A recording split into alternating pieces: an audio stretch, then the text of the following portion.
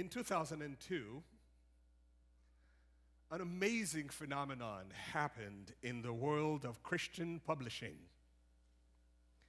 Rick Warren, the senior pastor of Saddleback Church in Lake Forest, California, wrote the book, The Purpose-Driven Life. It was a 40-day devotional book. The book became an international bestseller with over 30 million copies sold by 2006. Beside the Bible, something like that had never happened in the world of Christian publishing.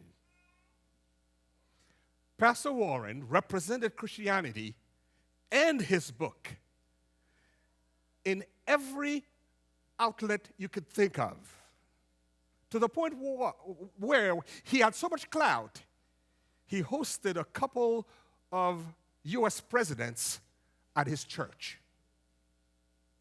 Yet, Pastor Warren could not have guessed that 11 years later, he would go through one of the darkest times a parent would ever have to go through.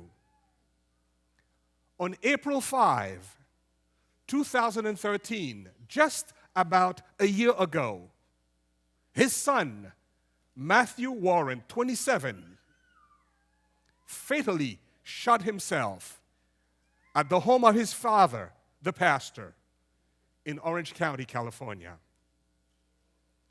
He bought a gun on the internet. In an interview with CNN, Rick Warren had the following things to say, and I quote, "The day that I had feared might happen one day since he had been born, and the day I had prayed would never happen, happened." Rick Warren went further and told CNN that Matthew Warren struggled with borderline personality disorder and deep depression for most of his life. There was another man that we don't talk much about in this context, who suffered through someone very close to him being so deeply depressed that that person committed suicide. I'm talking about Jesus Christ, the Savior of the world. Jesus was able to turn water into wine. Jesus was able to heal the sick. Jesus was even able to raise the dead back to life. However, Jesus could not stop one of his closest disciples, Judas, from deep depression that led to suicide. Can you imagine the pain Jesus must have gone through when he discovered that Judas killed himself? I think Judas had hoped to make a lot of money while forcing Jesus' hand and taking over the Roman Empire, and Jesus would become ruler, and Judas would become a co-ruler or the treasurer of a very large empire. After all, Judas knew that Jesus had the power to deliver himself from his enemies. He's done it before. And Judas went to the precipice of deep depression when he noticed that his plan did not come together. His depression led to hopelessness, and hopelessness led to suicide. Today's part 2 of a sermon I preached 2 weeks ago. I promised you I'd come back with part 2. Today's part 2. Today we want to go a step further into depression that sometimes can end in suicide. The Bible is a book that does not miss punches. It tells you everything. And within the Bible, we have examples of individuals who committed suicide. King Saul fell on his sword because he did not want someone else to kill him. Abimelech asked his personal assistant to kill him because he did not want to get killed by a woman. I told you about Elijah a few weeks ago, who asked God to kill him Then there's a Job. The whole chapter of Job 3, Job spends a whole chapter asking God to kill him in so many different ways. Job was depressed. Then there's Samson. He lost his eyes, he lost his hair, and he decided the last act I'm going to commit in this world, I am going to kill a bunch of Philistines. In the meantime, I got to go too. So what is suicide? Got to ask the folks back there to put up the slides, please. Thank you. What is suicide? Suicide is the cry of the depressed soul. When depression gets to the point where you cannot bear it anymore. Suicide is the voluntary act of intentionally taking one's own life. Suicide is not limited to the experiences of those without God, as you just saw. Scripture tells us over and over again that we are depraved as humans. It goes one step further.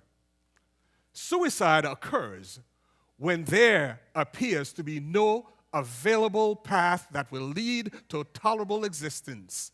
When circumstances look hopeless and an individual has little sense of personal efficiency in handling life, the potential for suicide rises significantly. It is a horrible thing. It is depression at its worst. No tragedy looms darker or bewilders a family more than suicide. That's why we don't like to talk about it, especially in church. You all know how suicide happens. The father of lies that Jesus called Satan, the father of lies, who was a murderer from the beginning, he is the one who plants desperate, destructive thoughts into the mind. Sometimes because of brain chemical imbalance, because of sin, circumstances become unbearable. In a weakened state, even believers can become distressed, emotionally distraught, and that they act on the devil's evil incentive and murder themselves. Those who contemplate that usually live in desperation, in secret. They are caught sometimes in a mild depression that's become deeper and deeper and deeper. At times, depression runs in the family. Sometimes there are mental health issues. Sometimes the judgment becomes so clouded that truth, and even right or wrong, is overwhelmed by pain. One of my favorite, really all-time favorite authors is a man by the name of Dietrich Bonhoeffer. He was a German theologian who got thrown in jail by the Germans, Nazi Germany. He died at the age of 39. But what most people don't know about Dietrich Bonhoeffer is that the fact is, before they killed him, he was deeply depressed. And let me read you a quote from Dr. Bonhoeffer. If you'll put that off for me, my clicker's not working. A man who's on the brink of suicide no longer has ears for commands or prohibitions.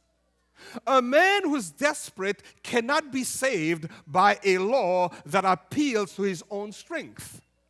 One who despairs of life can be helped only by the saving deed of another.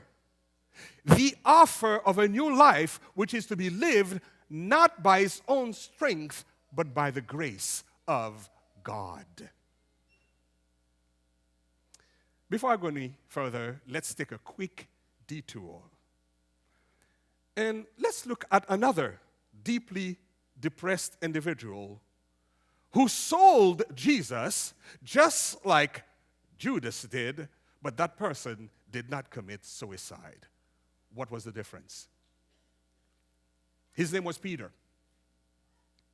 Peter didn't sell Jesus for money, But the betrayal was just as deep as a sail. When Jesus needed Peter most, Peter totally crumbled under the pressure of depression when he watched his Lord, his master, taken to die on a cross.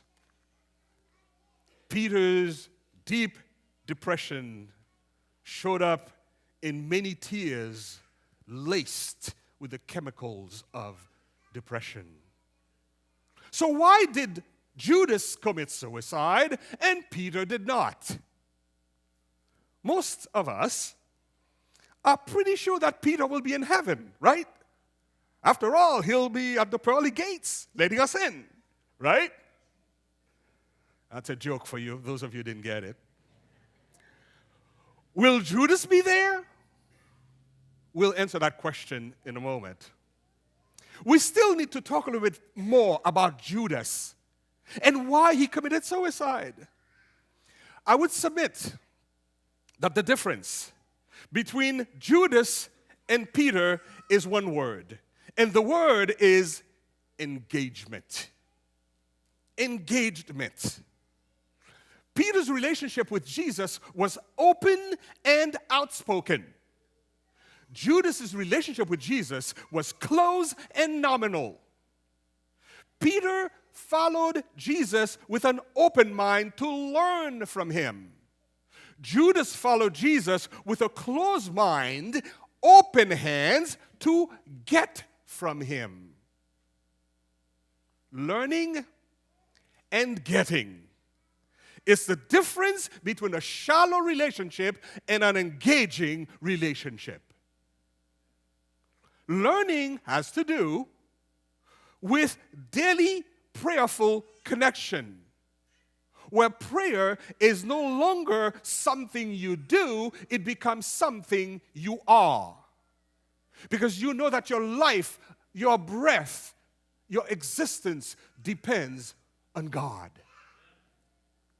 Getting means you check in with God because you gotta.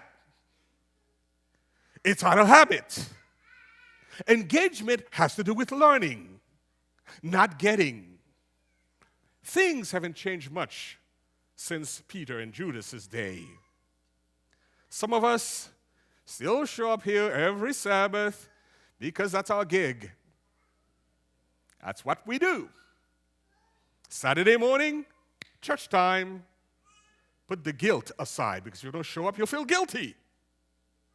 We follow Jesus at a distance, like Judas did. We do it by habit. We pray when we need something. Maybe we can get something. Gimme, gimme, gimme, gimme, gimme. I love you, Lord. Amen. It is not a relationship. It is not engagement. The Peters in this congregation are deeply involved with Jesus. We are engaged with him. We have fights with him. We disagree with him. We fuss at him. We even get angry at him sometimes. But we wouldn't give him up for nothing in this world. If we were dying, we'd still say, hey, I want you by my side. That's engagement. Both the Judas and the Peters in this world get depressed at times. Both the Judas and the Peters in this world will go into deep depression even. The difference between the two has to do with a level of engagement. Engagement is not something you do haphazardly. Engagement is something you're involved in all the time. So my question to you this morning, I have a lot of them. The first one is, how engaged are you with Jesus Christ? Your engagement with Jesus Christ does not mean you will not be depressed. It does not mean you won't have some mental issues, whether mild or severe. It does not mean you won't have debilitating physical, emotional, relational issues and pain that drives you to depression at times. You are human. You will have that, whether you're Peter or Judas. It does not mean that you won't be a melancholy who flirts around depression for most of your life. It does not mean that you won't be a sanguine who buries your depression beneath your fake smile, your fake laughter, while you're hurting deeply. Being engaged to Jesus Christ does not mean you won't be the choleric who feels that the world must bend under your will at all costs. And when it doesn't, you get into a depressive tirade that shows up in cutting words, temper tantrums, and a field of emotional debris left behind you. Being engaged in Jesus Christ does not mean that you won't be the phlegmatic who pleases everyone and allow them to walk all over you while you carry your sympathetic, loving, smiley demeanor. In the meantime, your passive-aggressive reaction creates the war of depression that rages inside of you, and you want to kill somebody. But outside, you're smiling. I'm okay. The world is fine. It does not matter who you are. It does not matter what your personality is. It doesn't matter how deep your engagement with Jesus Christ is. You still live under Satan's rule. Your body's a sinful one. Both your mind and your physical being are prone to depressive illnesses that sometimes can lead you to the portal of suicide. However, whether you enter that portal or not, even if you're only thinking about it, what you do with those thoughts has to do with whether you are Judas or Peter. After their act of deceit, both Judas and Peter, heaven heard both of their cries. It was the cry of the depressed soul on the brink of depression. The evil one and his angels were beckoning both of them to end it. You've blown it, end it. Judas listened. Peter did not. The difference? Engagement. When Judas hit the wall of deep depression, his gears were not deeply enough engaged, and it loosened. His relationship was too loose. He was too dependent on the tangible. When all hell breaks loose, the tangible cannot and will not help you. Your money, your possession, your beauty, your suave, your influence, they cannot help you when you're depressed. The rich and the poor, they all get depressed the same way. Because you are human. These are tangible. Only the eternal saving grace of Jesus Christ engaged in your life can help you. Peter had learned that. You see, Peter walked on water through his own strength, and he nearly drowned. So when hell showed up for Peter, he looked up to heaven because he had learned that walking on water. In a moment of existential loneliness, the cry of his depressed soul went up to God, and mighty angels came to Peter's rescue. That's why Peter did not commit suicide. In the meantime, while Jesus was climbing up the hill of Calvary, Judas was climbing another hill, the hill of regret. While Jesus was surrounded by supporters, Judas walked it alone. Both trails were rock-strewn. Jesus' trail led to hope.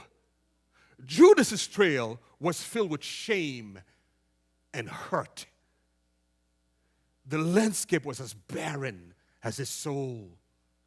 Thorns of remorse tore at his ankles and calves. The lips that had kissed a king were cracked with grief, while the shoulders of the betrayed carried a cross that could save Jesus. the shoulders of the betrayer bore a burden that bowed his back, his own failure. Interestingly enough, each trail led to a tree. One tree is weathered and leafless. It is dead, but still sturdy. The bark is gone, leaving smooth wood bleached white by the years. Twigs and buds no longer sprout. Only bare branches fork from the trunk on that tree.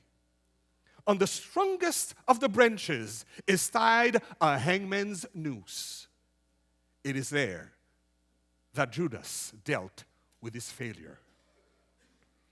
If only Judas could have been there to see the other tree at the end of the other trail. On that tree, the betrayed was about to die for Judas. Judas didn't have to die because the betrayed was dying for him. Suicide was not the answer for Judas. Life for the betrayed was. Even though Judas was constantly in the presence of Jesus, he was not engaged enough to follow the right trail. Are you following the right trail? It means that you can be a Christian, you can come to church every week, you can read the Bible all the time, and still not follow the right trail. How scary is that? 2 humans are dead. Heaven is silent. The angels and the hosts of heaven watch in dismay as their creator is nailed to a tree.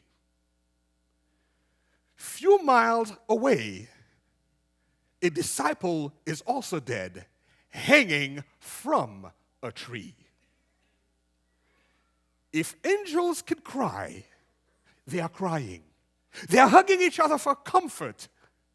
They are crying for both men, but for obviously different reasons. One gave his life so the other one could live. The other one took his life because he could watch the other one die. He didn't get it. Judas didn't get it. Do you get it? But there they stood. Here they stand. One can't help but be stunned by the mystery of it all. Why does Jesus stand on life's most barren hill for the depressed with outstretched, nail-pierced hands? Someone's called it a crazy holy grace. A type of grace that doesn't hold up to logic. But then, I guess, if it was logical, it wouldn't be grace. So up the hill, you and I, we trudge.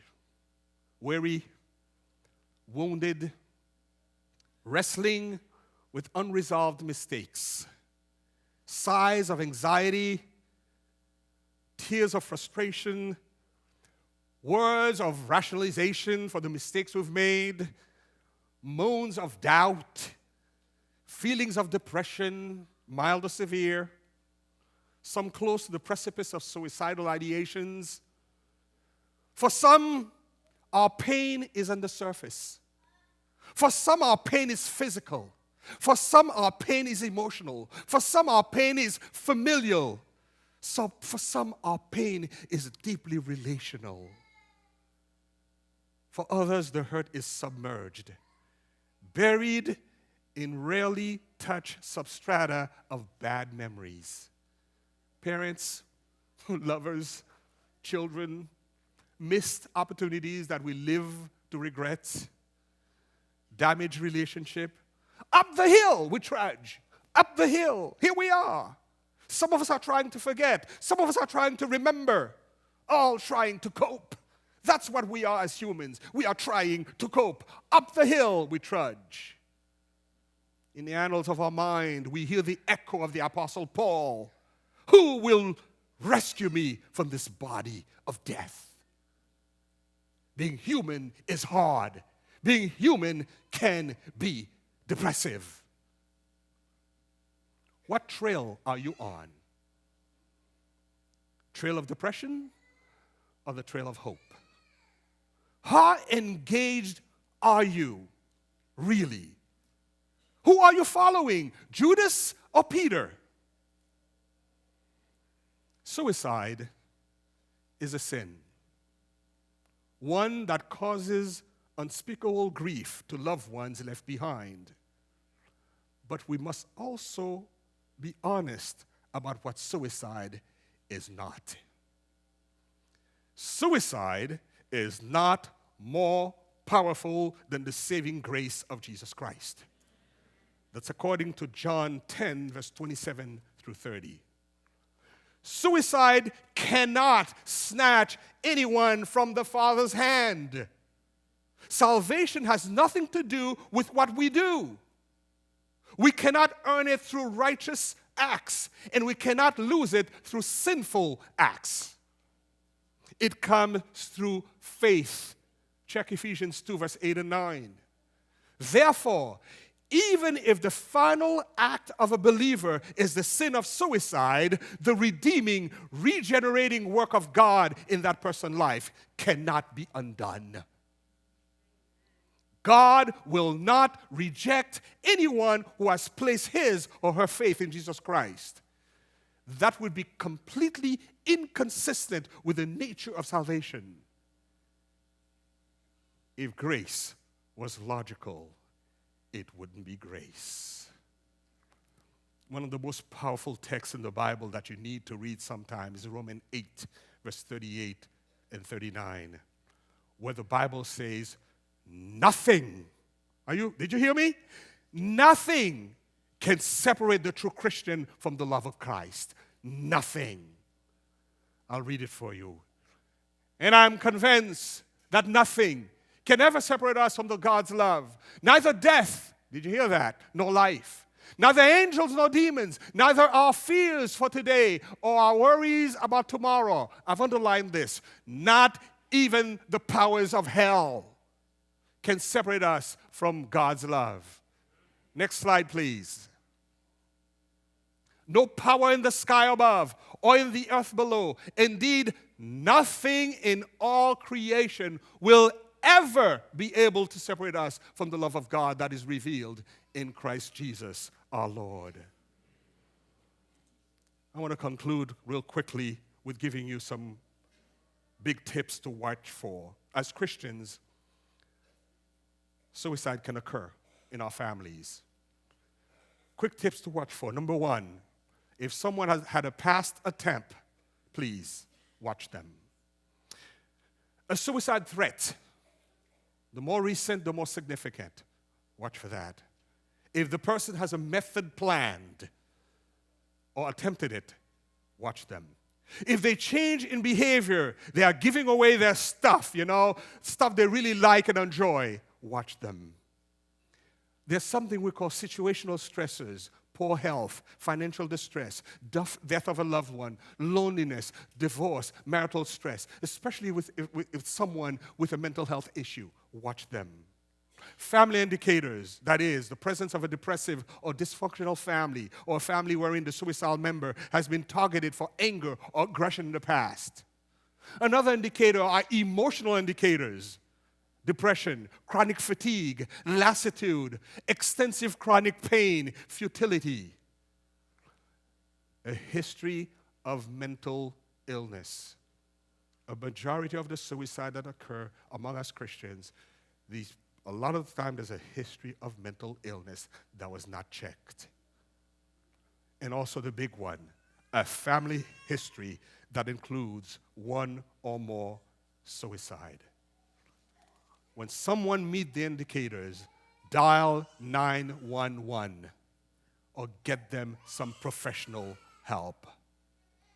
I want to conclude with this verse found in Hebrews 6, verse 19a. And it's right here. we have this hope as an anchor for the soul, firm and secure. The operative word here is anchor. The soul is not self-anchoring. In plain English, you cannot help yourself. You need help. Don't you ever think when you're going through a depressive state that you're okay. You are not okay.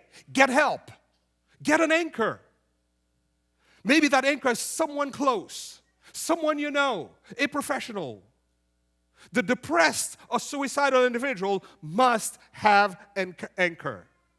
The anchor may begin with you, who know them, who listen to them, who's there. And of course, as a Christian, always encourage that person to Jesus Christ because he's the ultimate anchor. Before you get to the point where your soul has to voice the cry of the depressed, make sure you yourself, you are anchored in Jesus Christ. If you've experienced losses through suicide, I hope you will take considerable time to express your feelings about your loss in your own way. Grieving is unpredictable. You don't just get over it. You don't just move on. Sometimes years later, you can still be grieving as if it happened yesterday. That's the nature of grief. Those who are grieving, those who are going through that valley, need you, the church. That's where we come in as a church. Right now, right here at Miami Temple, sitting beside you may be someone who's at some level is crying because their soul is depressed. Now, here's the kicker. You have to be anchored in Jesus Christ enough to pick up on it. Are you following me? You got to be a Peter. Because you're Judas, you're busy doing things, you're not watching.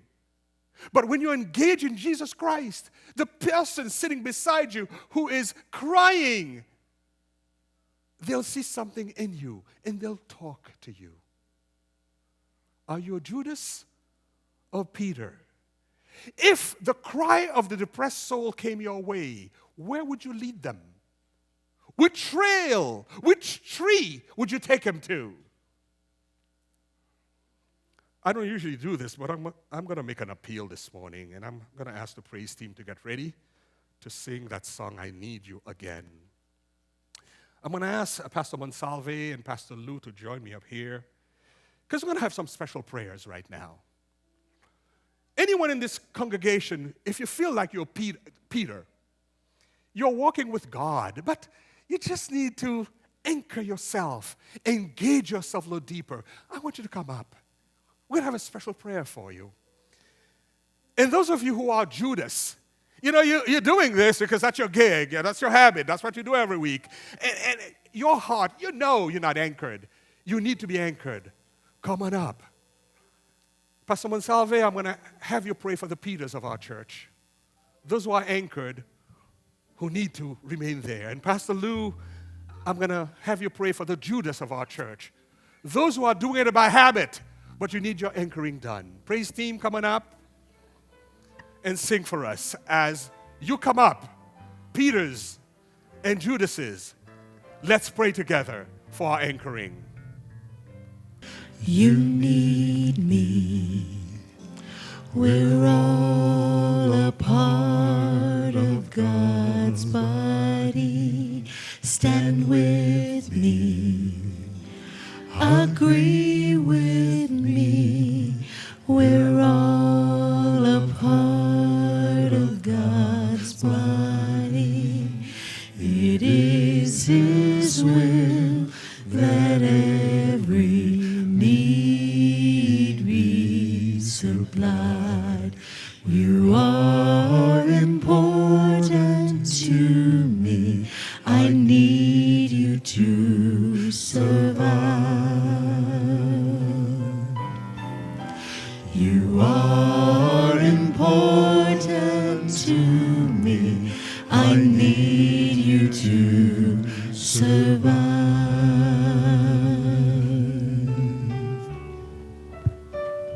I need you. I need you. You need me. You need me. We're all a part of God's body. Yes, stand with me. Agree with me. Agree with me. We're all a part of God's body. It is His will that every need be supplied. You are important to me. I need you to survive. You are important to me. I need you to survive.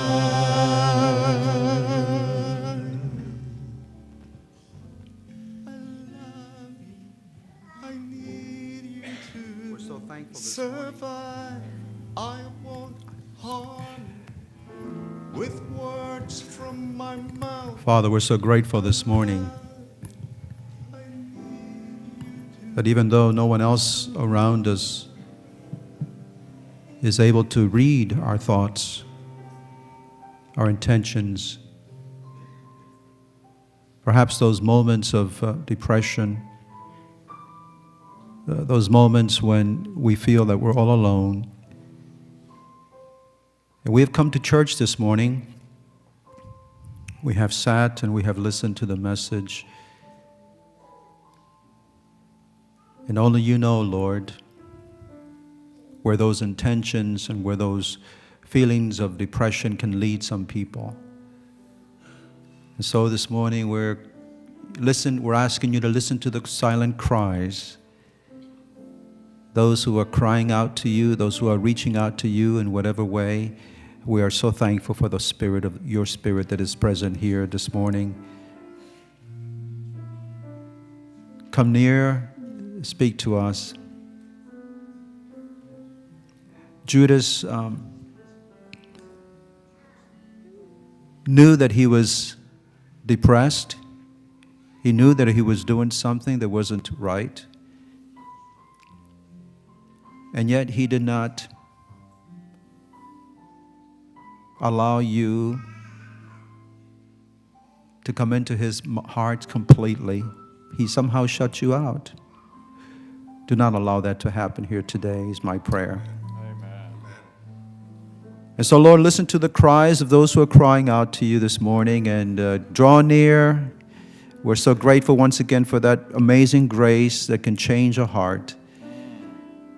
We thank you for hearing us, and we come to you in your precious name.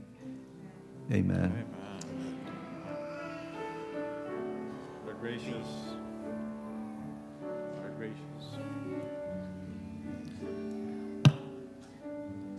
Our gracious Heavenly Father, indeed, there are quite a few Peters here. There's quite a few people going through problems, challenges, difficulties. There's quite a few people that are on the verge of desperation because of whatever reasons they're in right now, and they don't seem to get out. Some of them have reached a point in which depression has gotten chronic. And they believe that the only way out is just to finish with their lives. But then we think about Peter. He was also depressed. But when depression came to his life, he realized that he could only get out of that through Jesus Christ. So we anchor in Jesus.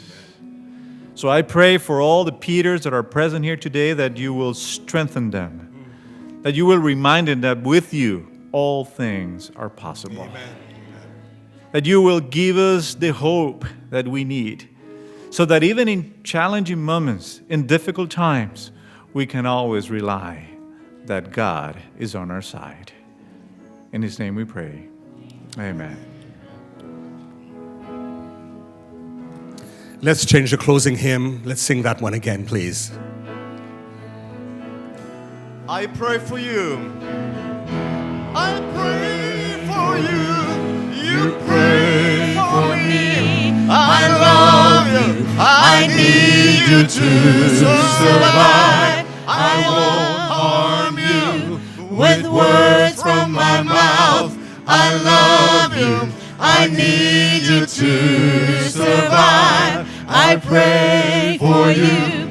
You pray for me. I love you. I need you to survive. I won't harm you with words from my mouth. I love you. I need you to survive. I pray for you. You pray for me. I love you. I need you to survive. I won't harm you with words from my mouth. I love you. I need you to survive. Amen. Let's bow for the benediction. Father, thank you. Thank you for being our anchor. We realize that you are the only one who was there during the last moments of Judas's life. We were not there, so we don't know what happened, but you do. Father, this reminds us that we cannot judge each other because you're the only one who knows what goes on inside our hearts. Thank you for grace. Thank you for the fact that nothing can separate you from our love, from your love. Nothing can keep us away from you. So, Father, we pray a blessing on each and everyone here today, that we'll all will be like Peter. We'll walk on the trail that leads to the cross. That tree, that's the tree we want to keep our eyes on. Thank you for grace, Lord. We pray in the name of the Father, the name of the Son, in the name of the Holy Ghost. And all God's people responded. Amen.